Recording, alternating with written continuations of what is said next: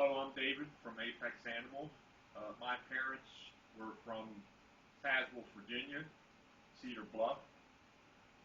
They moved up here to go to work. My dad worked at Chrysler, my mom at Avon. They're both retired. This is a bluegrass song. I'm going to play it because to me bluegrass was one of the original forms of the blues.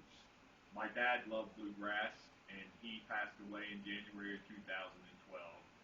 This is a song called $2 Bill I'd like to dedicate to his memory.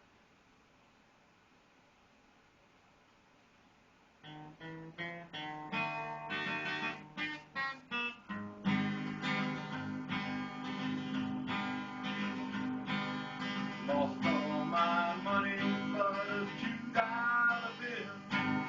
$2 bill, oh, $2 bill. Lost all my money but a $2 bill.